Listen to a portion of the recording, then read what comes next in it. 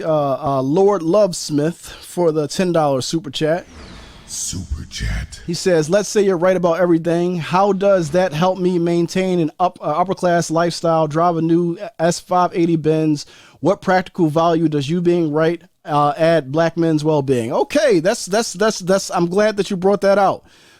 Right? Because this determines, like, what are your metrics? What are your KPIs? What are your key performance indicators? If yours are, as you state here, an upper class lifestyle, like you want to be well kept, you want your white picket fence, you want your S-Class Mercedes-Benz, perfectly fine. There are plenty of brothers who are like, listen, I recognize that racism, white supremacy exists, and I recognize that under that system, a few of us will be allowed to live the soft girl life, right? So that's fine. There are going to be folks on the plantation that's like, listen, I got the Steven life. I live in the big house next to my massa. Although I ain't really got freedom, I got comfort. I got convenience. And what you laid out there and that post, Lord Lovesmith, was the comfort and the convenience that makes a slave okay with being enslaved, right? I got this Benz. I got access to these nice, fine white women, right? I got access to my master's economy. I got access to his institutions. I hear what you're saying, Omawale. You can be absolutely right. But the thing is, I don't care. I'm actually comfortable here in enslavement. And in fact, if you keep talking this revolutionary shit, I'm going to make sure I drop a note to those people so I can get you on the BIE list. Because you need to shut your ass up. You need to shut up or end up like John the Baptist with your head on a saucer. End up with your head on a plate. You need to be quiet, Wally, because you are making me uncomfortable, right?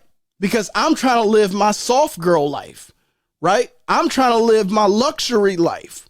I'm well kept here on this plantation, Omawale. You mean you want me to start from the bottom?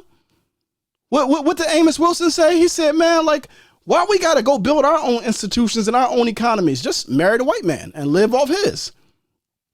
So if you are okay with that level of hypergamous manhood, cool.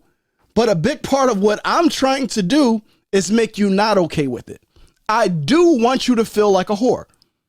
I want you to feel like a hoe. I want you to feel nasty. I want you to feel weak.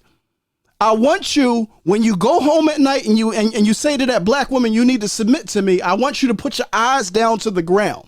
I want you to not feel like a man when you're telling your woman she needs to submit. Meanwhile, you're being submissive to another man. Right. That is exactly what I'm trying to do. I'm trying to upset your spirit. I want you to know that what you just laid out there is, well, what about my comfort and convenience, Omawale? Omawale, let's say that you're right, but I'm comfortable in slavery. I recognize that the majority of us are just going to get swallowed up by this death machine, but I'm good. A few of us can make it. Why don't you just keep your mouth shut, Omawale? You look talented. You look educated. You look like you're high earning. Why don't you just be quiet? You're doing good, Omawale. And it's like, no, I don't have that individual mindset. I have a collective mindset. And when I look at the collective, we aren't doing good. And it's because so many of us are willing to lie down and take it, especially if it comes with trinkets of comfort. I got the white picket fence. I got my 401k. I can get some crumbs off the table. Like I'm doing good. You understand what I'm saying? And that's the problem.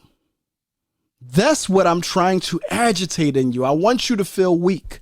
I want you to feel condemned. I want you to feel judged. Right?